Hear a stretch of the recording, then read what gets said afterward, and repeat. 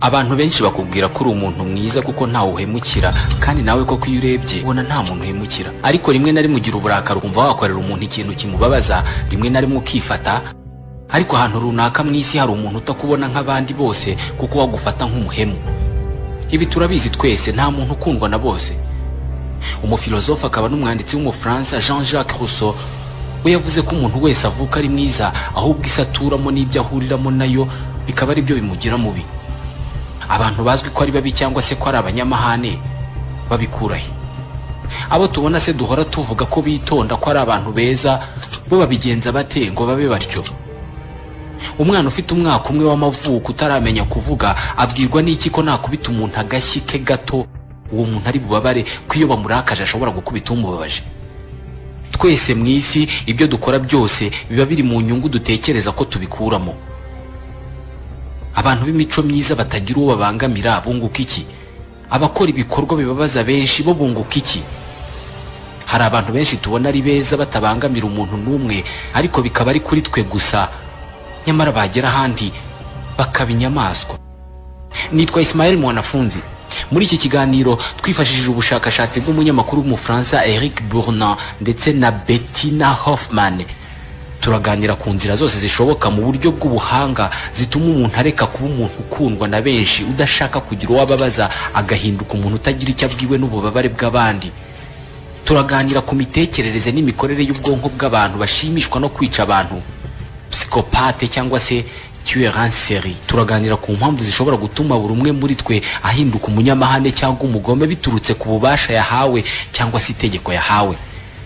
Ubwonko bw'abantu bagira amahane butandukanira he n'ubw'abantu bivugwa ko bitonda cyangwa se n'ubw'ababita abanyamahane? Kubera iki hari abantu bamwe batabangamirwa no kwitwa ko ari babi cyangwa se ko ari abanyamahane? Haba hari itandukaniro rinini hagati y'isi tubamo uyu munsi n'isi yabaho yuzuye abantu beza batagira ikibi bifuriza umuntu uwo ari we wese. Tekereza isi yaba yuzuye abantu bahanahana urukundo basangira ibyo bafite, byaba byinshi cyangwa bike. Ko kurakara bikorwa n'ubwonko bw'umuntu, abantu bakorerwa ibibi ntibarakare cyangwa se ntibagire umujinya baba bateye bate? Hari impuguke mu by'ubuzima bwacu z'ikinyamakuru cyitwa WikiHow zivuga ko bimwe mu bintu bituma umubiri wacu uzamura amarangamutima y'uburakari mu gihe nta wakuvugishije, nta n'uwagukozeho, bishobora kuba ibintu bisanzwe utanakeka ko byarakaza umuntu cyangwa se bikamutera amahane. Ibara ry'umukara ni ibara rituma umuntu yiyumvamo uburakari cyangwa se akiyumvamo ko yahindutse atakiri uwo asanzwe ari we. Kwambara imyenda y'umukara byonyine bishobora gutuma ugira imyitwarire itandukanye cyane n'iyo wagira wambaye imyenda y'umweru. Uko bahora berekana ibintu bibi byose bakabigaragarisha ibara ry'umukara, niko iri bara dukomeza kurifata nkaho nta kintu cyiza ryahagararira. Kubera iyi mpamvu, kwambara imyambaro y'umukara cyangwa se kuba hari ahantu huriye n'iri bara byorohereza amarangamutima y'uburakari n'umujinya kukuzamukamo. Ibi bihuye nuko kubona ibara ry'iroza uhita utekereza ibintu byoroshye cyane ku buryo wakumva bitajyanye kubona nk'imashini y'ibigori cyangwa se ikindi kintu gikomeye cyane gifite ibara ry'iroza. Indi ngingo ishobora gutuma umuntu agira umutima mubi cyangwa se uburakari nta wamukozeho cyangwa se ngo amuvugishe ni ukwiyongera k'ubushyuhe cyangwa umubyigano w'abantu. Abantu benshi dushaka ubwisanzure ku buryo uhagaze ahantu abantu bakaza bakakwirunda iruhande bakwegereye bizamura uburakari, nyamara nta wagukozeho cyangwa se ngo akuvugishe.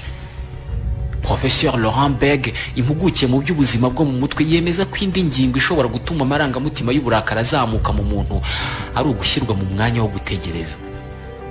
Nko gutonda umurongo ahantu runaka bigafata iminota itateganijwe bizamura uburakari mu muntu, kabone niyo nta cyaba kimwihutisha. Professeur Laurent Berg yakoreye ubushakashatsi ku basore n'inkumi 50. Yateye intebe ahantu muri sare asaba buri muntu mube yakoreragaho ubushakashatsi kujya haza umwe akicara kuri iyo ntebe, nta kinyamakuru afite, nta radio, nta na telefone igendanwa, agategereza ko icyuma cyaraho kimubwira ngo yinjire mu cyumba cyari gihari, nkuko dusanzwe tubigenza iyo dusaba service mu biro runaka. Icyo cyuma cyangwa se iyo compteur yagaragazaga iminota isigaye ngo umuntu utegereje yinjire. Bigitangira icyo cyuma cyerekanaga iminota 5. Ukicara kuri iyo ntebe uzi ko hamara iminota 5, ariko uko hamaraga umwanya iminota yo gutegereza yagendaga yiyongera bitewe n'uko umuntu wabanje muri icyo cyumba yabaga afite uburenganzira bwo kongerera abari hanze igihe cyo gutegereza. Mu cyumba harimo akuma wakandagaho iminota y'uri bugukurikira ikiyongera. uko wakandaga rimwe ku minota ugukurikiye yahawe yo gutegereza hiyongeragaho 2, kandi iyo wakandaga rimwe baguhaga amafaranga 5 wabaga uyandikishije. Wakanda 2 bakaguhane. Uko wakandaga kenshi ushaka gutinza bari hanze niko amafaranga yo kuguha yagendaga gabanuka. Icyavuye muri ubu bushakashatsi nuko 75% by'abantu bategereje iminota igeze kuri 11 bageze muri icyo cyumba bose bakandagura inshuro nyinshi kuri ya buto kugira ngo ababakurikiye barindire umwanya munini. Babikoze bazi neza ko uko babikora ariko batakaza amafaranga, ariko bakabikora kugira ngo bababaza ababakurikiye nyamara ntacyo babatwaye, gusa bakababaza kuko nabo bababaye. Ce qui est intéressant, c'est de voir pour quelle somme financière vous êtes prêt à faire du mal à quelqu'un. Igiteye amatsiko ni ukumenya guri ku mafaranga gaho wahemukira umuntu. Ku mafaranga 5 gutegereresha umuntu iminota 2 nta kibazo, birumvikana wabikora, ariko ku ifaranga rimwe nje ndumva bitangaje. Kubona umuntu yiriza undi hanze kandi nawe bimaze kumubaho, ababizi neza ko kurindira ntacyo ukora, nta kintu na kimwe wemerewe gukoresha kiguza mu minota 13 ari ikibazo, ariko kuko ari undi muntu bigomba kuba hatari wowe nta kibazo. Mais finalement, si c'est l'autre personne qui doit subir, ça peut être un peu moins grave. Ni Dr Samuel Bendahane, umuhanga mu myitwarire y'abantu. Ibi bisobanura impamvu umuntu ashobora kugirira undi nabi bitewe nuko nawe yagiriwe nabi nyamara uwabikorera atari we wamugiriye nabi. La contagion qu'on voit dans cette expérience, c'est justement de montrer que uruhererekane tubona muri ubushakashatsi rugaragaza ko umuzi umuntu wakugiriye nabi udashobora kumubona ngo umwishyure ubushobora guhemukira undi muntu. Niba wababaye ubishaka kubabaza undi muntu udafite aho uriye n'ububabare bwawe, ariko akaba agiye kubabazwa nawe nyuma akajya kubabaza abandi, bivuze ko umuntu hemukiwe nawe ahemukira undi n'undi agahemukira undi gutyo gutyo. Passe à la suivante, qui passe à la suivante, qui passe à la suivante. Iyi ngingo isa nigaragaza ko ubuhemu buhererekanwa ku buryo uguhemukiye uyu munsi ashobora kuba bikomora ku muntu wigeze guhemuka mu myaka 100 ishize, bikaba uruhererekane abantu bagenda bahemukirana kugeza ubwo bigera ku muntu w'uyu munsi nawe wumva akwiye guhemuka no kugira umutima mubi. Ibi nanone byumvikanisha impamvu umuntu abaho nta wavugisha n'uwavugishije akamuvugisha nabi bitewe nuko akiri umwana yagize ibibazo byo kwangwa no guhabwa akato, nyamara abo yitura ibyo byose nta n'umwe wari uhari bamukorera ibyo. Iyi ngingo y'inkomoko y'ubuhemu bw'abantu ku bandi yakozweho ubushakashatsi bwinshi. Abashakashatsi bo muri kaminuza ya Grenoble mu Bufaransa bashyize abasore mu cyumba ahantu babasaba gukina umukino wo mu mavideo w'isiganwa ry'amamodoka usaba gukoresha ibitekerezo byinshi, maze bafata n'irindi tsinda ry'abasore barishyira mu kindi cyumba babasaba gukina umukino wa video ariko wo kurashisha imbunda. Buri tsinda ryakinaga iminota 20 buri munsi mu minsi 3. Nyuma yaho buri wese wakinnye muri iyo mikino bamushyiraga mu cyumba bakamwereka radio bakamubwira ko mu kindi cyumba hari umuntu wambaye ama écouteurs bakamusaba kumugenera ingano y'ijwi ry'umuziki yumva cyangwa se volume. Icyavuyemo nuko abakinnye umukino wo gusiganwa ku mamodoka bagiye bazamura ijwi riringaniye ry'iyo radio ku buryo abo mu kindi cyumba bafite écouteurs mu matwi bumvaga umuziki usanzwe, nyamara abakinnye umukino wo kurasana baberekaga radio bakababwira ngo bazamure volume y'umuziki abambaye ama écouteurs bagomba kumva, bagahita bashyira iyo volume ku rugero rwa nyuma ku buryo wambaye écouteurs yumvaga umuziki amatwi adashobora kwihanganira. Birahagije gusa ngo umuntu yiyumve nk'umurwanyi kugira ngo hagire urugero runaka rw'impuhwe yarasanganywe rumusohokamo. Ibi byumvikanisha uburyo hari abana bareba filime zirimo abarwana nyuma yo kuzireba nabo bakarwana kuko baba bamaze kwishyira mu mwanya w'abarwanyi.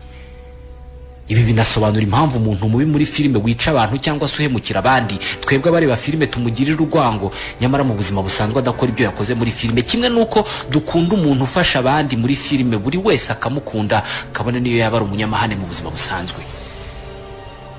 Urwango cyangwa ibikorwa by'ubuhemu bishobora guturuka mu byo twirirwamo cyangwa se ibyo tumaramo igihe kinini. Imwe mu ngingo nyamukuru zishobora gutuma umuntu aba mubi kandi yari umuntu mwiza ku bantu no guhabwa ububasha bwo gufata ibyemezo. Twese batubwira ko iyo umuntu afite ububasha cyangwa se ubutegetsi aba yemerewe gutanga ibihano kuko ububasha buba buri mu biganza bye kandi ko ubutegetsi ari nacyo buvuze. Abashakashatsi bafashe itsinda ry'abantu bahisemo ntacyo bagendeyeho bababwira ko bahawe ububasha bwo kubaza ibibazo birebana n'ubumenyi bw'isi irindi tsinda ry'abantu, kandi utasubije igisubizo cya nyacyo yagombaga gutanga agategekwa gushyira ikiganza cye mu mazi akonje cyane arimo urubura. Abari bahawe ububasha nyuma bavuze ko bashimishwaga no gutanga ibihano kuko babifitiye ububasha. Bisa naho ububasha bw'umuntu bugaragazwa no gutanga ibihano cyangwa se gutuma runaka akora icyo atashakaga ariko wowe ukaba ugishaka kandi akaba adafite amahitamo. En fait, j'ai adoré le faire souffrir. Parce qu'il est venu vers moi, il m'a dit qu'il avait eu mal. Mu by'ukuri numvaga nkunze kumubabaza kuko yari yaje asanga ambwira ko adakunda ibintu bikonje cyane, byongeye kuko ari ikintu ngewe ubwanjye nanjye nanga, kuko nirinda ahantu hakonje nkaba ntakunda ibintu nk'amapisine cyangwa urubura. Numvaga bishimishije kuko buri gihe uko yakuraga ikiganza muri ayo mazi nahitaga niyumvisha ko namubabaje, nkumva atari ikintu cyiza ariko bikashimisha. Donc je sais c'est pas gentil mais j'ai pris beaucoup de plaisir. uyu yitwa Catherine ni umwe mu bakoreweho ubwo bushakashatsi. Mu cyiciro gikurikiyeho muri ubu bushakashatsi abantu babazaga ibibazo bari bipfutse, uwo babazaga atababonaga mu maso no ku bindi bice by'umubiri. Aha noneho n'abari birinze gutanga ibihano mu mukino wa mbere bose batangiye kujya bategeka abo babazaga ibibazo gushyira ibiganza byabo mu mazi ari mu rubura, bisa naho abantu bagirira abandi neza ngo bababone. Ça sera peut-être plus simple d'être méchante quand je suis masquée. Parce que Kuri nge byoroshye kuba mubi mu gihe ntagaragara, kuko iyo ntagaragara nibwo niyumva mu mwanya wo kuba ari nge mukuru ko ngenera ibihano. Ni ukuvuga ko muri icyo gihe mba ashobora kuba umugome kuko uwo ndimo guhana ataba ari bumenye nyuma yo gutandukana. Ndatekereza ko ntari kubikora gutyo iyo nza kuba ntipfutse mu isura, kandi nabonaga masike ari nziza kuko nabaga ameze nk'abaringa, narabikunze cyane. et je trouve que le masque était très bien parce que ça faisait un petit peu fantôme. J'ai beaucoup aimé. Ni ukuvuga ko bibaye ngombwa ko abantu batakubona ushobora gukora ibikorwa by'ubuhemu ubu ngubu utakora. Iyi ngingo ishimangira ko byinshi mu byiza dukora tubikora kubera inyungu runaka. Twirinda gutongana n'abantu ngo bitazatugaruka, ntabwo ari uko dufite umutima mwiza. Umuntu aba yahemuka ntibigire inkurikizi, ubuhemu bwakwiyongera cyane. Bigaragarira cyane mu ikoranabuhanga. Hari abantu biyita amazina atabaho ku mbuga nkoranyambaga baba biteguye gutukana no gusebanya no kuvuga amagambo mabi kuri izo mbuga kurusha ibyo bandika bitwa amazina yabo yo mu byangombwa byemewe n'amategeko. Hari amahirwe menshi kuramutse umenya umuntu wihisha inyuma y'amazina ataraye akandika ibitutsi n'andi magambo mabi ku mbuga nkoranyambaga, ushobora gusanga ari umuntu wakekaga ko atabikora. Bivuze ko haramutse havuyeho iyobera ryo kuvugana n'umuntu utamureba, ubuhemu bunyuze mu ikoranabuhanga bwagabanuka kuko kuri internet umuntu yakwiba nyamara mu buzima busanzwe atabikora. Uyu munsi ihohoterwa rinyujijwe kuri internet, ibyo bita cyber torture, riri mu bwoko bw'iyicarubozo rigezweho. Professeur Laurent Berg, impuguke mu by'ubuzima bwo mu mutwe, azi neza impamvu byoroshye guhemukira umuntu utakubona. Dans la mesure où le harceleur n'est pas en face de sa victime, il n'a pas l'inhibition. Mu gihe uhohotera atari imbere y'uwahohotera, nta mpungenge agira zaturuka ku myitwarire cyangwa ububabare bw'uwahohotera, nko kuba yamureba mu maso akabona uburyo ababaye. Ikindi ni uko nta muherwe aba ari yuko hari uwamubona bituma yiha ibyishimo byose ashaka mu guhohotera umuntu. C'est repéré puisque si on est anonyme, on peut s'en donner à cœur joie pour maltraiter une victime. Nka internet, impuzankano cyangwa uniforme nayo ituma umuntu aba nk'uwihishe, bigatuma umuntu agira umutima mubi atagira atazambaye. Iri ni rimwe mu mahame akoreshwa n'inzego za gisirikare nyinshi zo mu isi. Ku rugamba iyo wambaye umwambaro wa gisirikare bikaba bizwi ko umusirikare ari umurwanyi, mu mutwe wawe bihita bikuzamo ko ugomba kurwana uko byagenda kose. Iri hame rikora neza cyane ku bana kurusha abantu bakuru. Ni uburyo bukoreshwa cyane n'abashyira abana mu gisirikare. Iyo bamaze kwinjizwa mu gisirikare babishaka cyangwa batabishaka, bapfa kuba bamaze gutandukanywa n'imiryango yabo, biba byoroshye ko bahindurwa abarwanyi, ku buryo wari umwana mwiza yitonda kumuhindura inyamaswa byoroha cyane.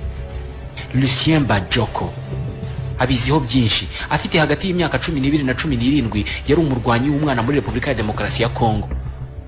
Uyu munsi ni impunzi mu Bufaransa, akora ubukangurambaga mu kurwanya ishyirwa mu gisirikare ry'abana. Mu gitabo yashyize hanze mu 2005, Lucien Bajoko yagaragaje uko yiyumvaga iyo yibonaga mu mwenda wa gisirikare. Iyo nambaraga umwenda wa gisirikare, ibintu byahitaga biba ibindi.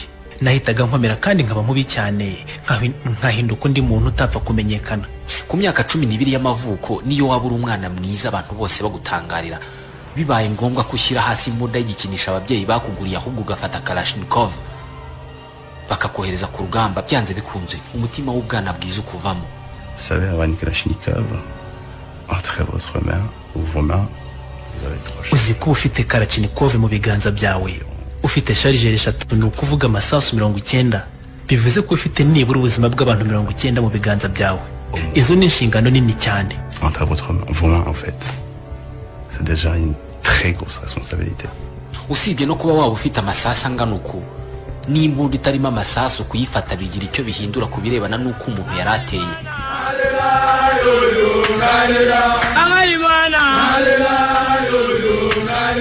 N'izi ndirimbo ubwazo zatuma wiyumva nk'umurwanyi muri ako kanya, uburakari bukakuzamukamo maze buri gihe uko ubyibutse ugakora igikorwa cy'amahane. Abana babaye amarobo kubera ibikorwa bya gisirikare bakiri bato, batakaza impuhwe zose bagahinduka nk'abatagira bimwe mu byumviro by'umubiri. Lucien Bajoko yabyanditse mu gitabo cye. Nicaga urubozo abana bashya bazaga mu gisirikare nk'uko nanjye banyishe urubozo. Nabaga mbizi ko ndimo kubabaza kuko nabumvaga basakuza bataka. Ariko igisirikare nuko kimera, nta mpuhwe nabaga mfite. Il est important de se préparer. Pour cela, vous allez vous mettre en transe. Cri de guerre. Umwana ubayeho muri ubu buzima asimbuka igihe cye cyo kwiremamo kuzaba umuntu mwiza w'inyangamugayo cyangwa w'umunyempuhwe. Professeur Simon Baron Cohen yigisha ubuzima bwo mu mutwe muri kaminuza ya Cambridge muri Leta Zunze Ubumwe za Amerika. Child soldiers are a very interesting. Les enfants soldats sont un cas révélateur et important. Abana b'abasirikare ni urugero rugaragara neza kuko bari abana bashyizwe mu bintu by'ubuhezanguni byo kubabaza abandi bumvira amategeko y'ababakoresha, rimwe na rimwe kubera ubwoba bituma igihe cyabo cyo kuremamo impuhwe gihagarikwa mu gihe ubusanzwe kigeza ku bugimbi n'ubwangavu. Alors que normalement ce processus dure jusqu'à la fin de l'adolescence. Late adolescence. Uyu munsi hari abana barenga 300,000 banyuze mu gisirikare bakiri abana nyine. Bivuze ko mu isi hari abantu barenga 300,000 ubwana bwabo bwangijwe. Kugira ngo abantu baba bakuru cyangwa abana bashobore kwigiramo umutima w'urwango n'ubugome, imwe muri tekinike zikoreshwa ni yitwa déshumanisation, kwambura umuntu ubumuntu. Umwanzi afatwa nk'ikinyabuzima cyo ku rwego rwo hasi cyangwa se nk'inyamaswa. L'animalisation, ça va permettre effectivement de guhindura umuntu inyamaswa bituma umuntu ashyira itandukaniro hagati y'amatsinda y'abantu. Ingingo ituma haba imyitwarire y'ubushotoranyi. Ibyo bibangamira ubunyangamugayo bw'umuntu kuko ubunyangamugayo ari ukwiyumvamo gusa hagati yawe n'undi muntu. Mu gihe rero ushyizeho itandukaniro mu mitekerereze hagati y'umuntu n'undi, ubunyangamugayo buhita buvaho. l'empathie va être davantage déconnectée. Ni Professeur Laurent Bege, umuhanga mu by'ubuzima bwo mu mutwe wo muri kaminuza ya Grenoble mu Bufaransa. Ibikorwa byo kuremamo umuntu umutima wo kutagira impuhwe atarabifite byakozweho ubushakashatsi na Professeur Philippe Zimbardo muri laboratoire ya kaminuza ya Stanford. Yafashe amatsinda abiri y'abanyeshuri, bamwe bita abafungwa, anabambika imyambaro y'abafungwa ndetse bafungirana muri cave ya kaminuza, maze abandi abagira abacunga gereza, abaha ibikoresho byose by'abacunga gereza, wongeyeho ububasha bwo gukubita abafashwe nk'abafungwa. Professeur Zimbardo yabanje kubwira abo yahaye akazi k'ubucunga gereza ko abo bafungwa ari abantu babi, abavugaho amagambo mabi menshi y'ibyo bakoze kandi abivuga mu mwanya munini, arangije abasaba guha ibihano abo bafungwa. Byari umukino, ariko abahawe akazi k'ubucunga gereza bakubise cyane abo bafungwa ku buryo byabaye ngombwa ko bahagarika ubushakashatsi batinya ko byavamo imirwano ikomeye. Byerekanye ko umuntu wese ashobora kubura impuhwe n'indi myitwarire ya kimuntu. Bamwe mu babikoze nabo ubwabo basobanura ko batazi uko bigenda uhinduke nk'inyamaswa ku muntu musanzwe muzinanye, gusa kubera ko wahawe itegeko ukagira n'andi mabwiriza uhabwa. Quand votre job c'est de surveiller des gens, iyo akazi kawe ari ugucunga abantu, ntabwo uba ukiri umuntu umwe n'uwo uriwe mu myenda ya gisivile. Uhinduka undi muntu iyo wambaye ipantaro ya kaki, amadarubindi y'umukara, ufite n'inkoni. la matraque. Professeur Bege avuga ko kuba umuntu yakora ibikorwa byo kubabaza abandi nyamara adasanzwe ameze uko bishobora guturuka ku kuba uwo muntu asanzwe yumvira abantu bose kandi yitonda ku buryo akurikiza amategeko yose ahawe uko ari nta guca ku ruhande. Kuba umuntu arangwa no kumvira abantu bose ni ingingo ishimangira neza ko yayobokwa mu buryo bworoshye umuha amategeko. Ntabwo imyitwarire y'ububi cyangwa se yo kuba umuntu utagira impuhwe ibaho bitewe n'ibihe umuntu arimo cyangwa se n'ibyo arimo gukora byonyine, ahubwo n'uburyo umuntu asanzwe ateye bugira uruhare mu kuba yaba mubi nk'umuhemu cyangwa se agakora ikintu kirimo umugayo utashoboraga kumukekaho. Iyi miterere y'umuntu ku giti cye ivuka mu muntu akiri umwana muto cyane. Abashakashatsi bemeza ko ku myaka 2 aribwo umwana bagira amahane kurusha ibindi bihe byose by'ubuzima. Umushakashatsi mu by'imyitwarire w'umunyakanada witwa Richard Tremblay yemeza ko nubwo ingimbi n'abangavu aribo bagaragaza ibikorwa by'amahane no kutavugirwamo no kutavuga rumwe n'abantu benshi, ariko abana b'imyaka iri hagati y'2 n'7 nibo bagira amahane kurusha ingimbi cyangwa se abangavu. Lorsqu'on observe le comportement social des jeunes enfants, des enfants... Iyo witegereje imyitwarire mu miryango y'abana bakiri bato cyane b'imyaka 2, ubona ko kurwana kwabo no kwanduranya wabibara buri saha cyangwa mu minota 30. Ariko ikoze ubushakashatsi ku birebana no kurwana no kwiyenza ku ngimbi n'abangavu, ubarira ibikorwa byabo byo kurwana mu mwaka cyangwa mu mezi cyangwa mu cyumweru. Année ou par mois ou à la limite par semaine. Amahirwe nuko iki n'ibipfunsa abana bakubitana buri munsi biba bipima uburemere buke, naho ubundi hajya habaho gukomeretsanya nko mu mirwano y'abantu bakuru. Ukurwana cyangwa amahane y'abana agenda agabanuka uko yigishwa n'ababyeyi, nuko uburyo bw'imikorere y'ubwonko bwe bugenda buhinduka bitewe n'imikurire. Igice cy'ubwonko gishinzwe kwigenzura k'umuntu gikura bitewe n'imyaka umuntu afite, ariko ku bana bamwe na bamwe gikura ku muvuduko wo hasi, bigatuma umwana amara igihe kinini agifite amahane y'ubwana, aho yumva ko ikitamushimishije cyose kigomba gukosoreshwa gukubita cyangwa se kugaragaza umujinya. Imwe mu mpamvu ituma hibazwa niba amahane y'umuntu avukanwa cyangwa se niba umuntu ayaterwa n'ibyo abamo, nuko no mu nyamaswa nk'inguge habamo izigira amahane zikunda kwiyenza ku zindi. Babyara bizi inguge ari bo twe, kwihangana kwacu no kumva dukunze abantu bigenda bihinduka umuntu ku wundi. Bamwe muri twe iyo babonye umuntu urira nabo bumva bagiye kurira, abandi nta kintu bibabwira.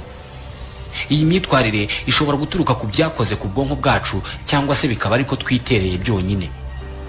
Bitekerezwa ko mu isi yose abagore 47% iyo babonye umuntu arira nabo bumva bagiye kurira, ndetse bakagerageza kwishyira mu mwanya w'umuntu ubabaye, mu gihe abagabo bameze batyo ari 42%. Dr. Sam Vaknin, umufilozofe w'umunya-Israel, ntabwo ari umwe muri aba bagabo 42% babona umuntu ababaye nabo bakumva bababaye. Si on me montre une photo d'un enfant qui meurt de faim au Tchad, ça ne provoque rien. Njyewe unyeretse ifoto y'umwana wishwe n'inzara muri Chad, nta kintu kimwe numva bimbwiye. Umugore wanjye aramutse arwaye akambwira ko ari kubabara, numva ko ari ikibazo. Nzahangayika bingana nuko nahangayika mudasobwa yanjye iramutse irwaye. Umugore wanjye nawe yabikubwira. Arrêtez de fonctionner. Ma femme pourra vous le confirmer. As my wife will be able to confirm later. Iyi myitwarire ituruka ku kwiyumva cyangwa kwibona nk'umuntu uruta abandi bose, narcissisme. Abahanga bavuga ko iyi ari indwara yitwa trouble de la personnalité, aho umuntu abaho nta wundi muntu yitayeho usibye ubwe. Kuri we umuntu ukomeye ku isi kandi ufite agaciro ni we. Mu magambo uyu muntu avuga irigaruka cyane ni njyewe cyangwa se buri gihe akaba yumva yakwivugaho. Abantu bameze nka Sam bafata abandi bantu nk'ibikoresho kandi babyemera uko banabyishimiye cyane. Pour moi, les gens sont des objets, fondamentalement. Ils sont des objets manipulables, de la même manière que je peux déplacer cette tasse. Kuri nge abantu ni nk'ibikoresho. Ni ibikoresho bikoreshwa ikibonetse cyose nk'uko nasunika iki gikombe. Ni ukuvuga ko mu birebana na filozofi nta tandukaniro mbona hagati yawe n'iki gikombe. Itandukaniro ryonyine mbona nuko ushobora kuba ukomeye kurusha igikombe kandi ukaba ugizwe n'ibintu byinshi. Iyo ngukoresha mbona ko ari njye ubereyeho, ubuzima bwawe ntabwo umaze ikintu kinini. Kuri nge kubaho kwawe bishingiye ku byo ushobora kunkorera. Pour moi, votre existence est fonction de ce que vous pourrez apporter à mon narcissisme.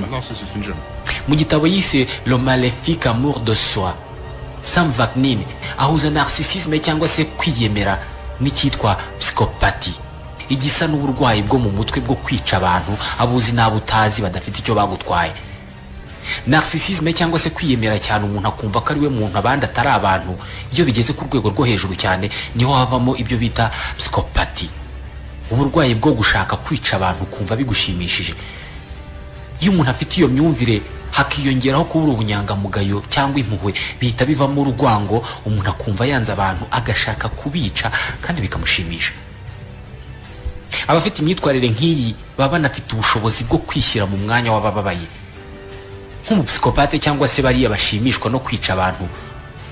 Baba bafite ububasha n'ubushobozi bwo kwishyira mu mwanya w'umuntu barimo bababaza, atari ukugira ngo bifatanye nawe mu bubabare bwe, ahubwo kugira ngo bishimishe kurushaho igihe babona undi arimo ababara.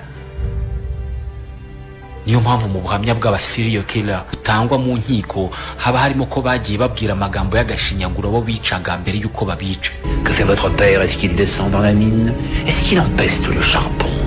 Et les garçons qui n'arrêtaient pas de vous sauter dessus, tout cet tâtonnement pénible et moite à l'arrière des voitures, pendant que vous n'arriviez que de partir, de vous sortir de là et d'entrer enfin au FBI. Iyo habayeho gukora amahitamo ashobora kugira ingaruka ku buzima bw'umuntu runaka, nko kubatwara amamodoka, guhitamo kugonga abantu babiri kugira ngo urokore abandi 30 utwaye imodoka. Igihe ayo mahitamo abayeho, iyo bapimye ubwonko bw'umuntu usanzwe wahuye n'ayo mahitamo, babona itumatumanaho rikomeye ry'utunyangingo mu bwonko mu birebana n'amarangamutima. Nyamara iyo bapimye ubwonko bw'umuntu usanzwe afite uburwayi bwo gushaka kwica abantu cyangwa se umupsikopate, nta kintu na kimwe babona cyabaye mu mutwe we. Kwica umuntu ntabwo bimusaba gushidikanya na gato, ari nayo mpamvu nta marangamutima agira ku birebana n'ubuzima bw'umuntu. Mu bwonko bwe nta kazi na kamwe zone zishinzwe iby'amarangamutima zikora iyo habayeho ibirebana no kwica umuntu cyangwa se n'ubuzima bw'umuntu. Abahanga mu mikorere y'ubwonko bwacu bavuga ko ku birebana n'ubuzima bw'abantu, ubwonko bw'umupsikopate cyangwa se umuntu udaterwa ubwoba n'urupfu rw'abantu, mu bwonko bwe haba hameze nko mu mwobo utagira urumuri, haba ari umukara gusa. Twese duhorana amatsiko yo kumenya impamvu hari umuntu ushobora kubona amaraso ntibigire icyo bimutwara cyangwa se agashimishwa no kwica umuntu. Batubwira ko mwene aba bantu mu bwana bwabo baba barahohotewe kenshi, barabayeho mu buzima bubabaza, bakubitwa, bakorerwa iyicarubozo cyangwa se ikindi kintu kigoye kwibagirana, ku buryo bamwe babikora bavuga ko barimo kwihorera. Ariko kuba umuntu yarababayeho mu bwana ntabwo bisobanura ko agomba kwica abantu, kuko abababaye bose ntabwo bashimishwa no kwica abandi. Bumwe mu bushakashatsi bwemeza ko ubwonko bw'abicanyi ruharwa kandi babikunda bukora mu buryo butandukanye n'ubw'abandi bantu. Ubwonko bwacu ubusanzwe bugizwe n'ibice bitatu bitandukanye. Igice bita cerveau reptilien kigenzura ibitekerezo byacu by'ibanze, bivugwa ko icyo gice kimeze nk'icy'ubwonko bw'inyamaswa zitwaga dinosaure. Ikindi gice ni icyitwa cerveau limbique, ari nacyo kibamo izindi ngingo nk'iyitwa amygdale, ahakorerwa amarangamutima yacu. Ni igice kimeze nk'ikizindi nyamaswa zose z'inyamabere. Hanyuma igice cya gatatu cyitwa cerveau cortical, ni igice gikomeye cyane ku muntu. Iki ni igice gifatirwamo ibyemezo ku bintu byose dutekereza. Mu gutekereza ku kintu runaka, ibi bice byose birakorana, buri kimwe kigakora akazi kacyo, maze umwanzuro wanyu mugafatwa. Ku bapsikopate cyangwa se aba serial killer siko bimeze, kuko bo ibice bikorana ni bibiri muri bitatu tumaze kuvuga. Amarangamutima yabo ava muri cerveau limbique agahita ajya muri cerveau cortical, nta handi anyura mu nzira yitwa cortex orbitofrontal. Ubusanzwe ni inzira ijyana amarangamutima mu bice bitatu by'ubwonko, ariko hano iyajyana mu bice bibiri gusa. Byumvikana ko muri cerveau reptilien nta marangamutima ageramo ku mu serial killer. Ikindi bivugwa ko igice cyitwa amygdale ku bantu nk'aba kiba ari gitoho 18% ugereranije n'abandi bantu basanzwe. Iyi niyo mpamvu abakunda kwica abantu cyangwa se abashimishwa no kwica abantu badatekereza cyane iyo haje amahitamo arimo kwica umuntu. Usibye imiterere n'imikorere y'ubwonko itandukana hagati y'abantu basanzwe n'abapsikopate cyangwa se abicanyi ruharwa, aba inzungano zabo zitanga umusemburo mwinshi wa testosterone. Ni umusemburo w'abagabo utuma umuntu yumva ari umugabo, kandi ni n'umusemburo wongera akanyabugabo mu gufata ibyemezo runaka. Iyi niyo mpamvu benshi mu baserial killer cyangwa se bamwe bica abantu benshi bumva bibashimishije baba ari abagabo. Aba kandi imibiri yabo ikora umusemburo muke wa cortisol, ni umusemburo ugenga ibirebana n'ubwoba. Tugira ubwoba bwinshi kuko umubiri wacu utanga cortisol nyinshi. Tubonye cortisol nke nta bwoba twagira. Uyu musemburo ushobora gucibwa intege n'ibiyobyabwenge, niyo mpamvu umusinzi atapfa kugira ubwoba bw'imodoka imuturutse imbere kandi ahagaze hagati mu muhanda. Hari n'ubushakashatsi bwinshi bugaragaza ko abapsikopate bagira akanyangingo kitwa MAOA. Ni akanyangingo kitwa ak'indwanyi, kuko umuntu gafite akunda intambara cyane. Icyaba kibitera cyose, psikopati cyangwa se ubugome bwo gukunda kwica abantu bugirwa n'umuntu umwe mu bantu 100 mu isi yose. Professeur Simon Baron Cohen wo muri kaminuza ya Cambridge wavuga ko abapsikopate atari abica abantu gusa, ahubwo mu bantu abari bo bose mu isi habamo abateye gutya ariko buri gihe siko bica abantu, ahubwo bashobora gukora ibindi bikorwa bitari ibya kimuntu ariko ntawe bishe, kandi byose bigaturuka ku kwikunda ku rwego rwo hejuru cyane. Nahansoreje iki kiganiro.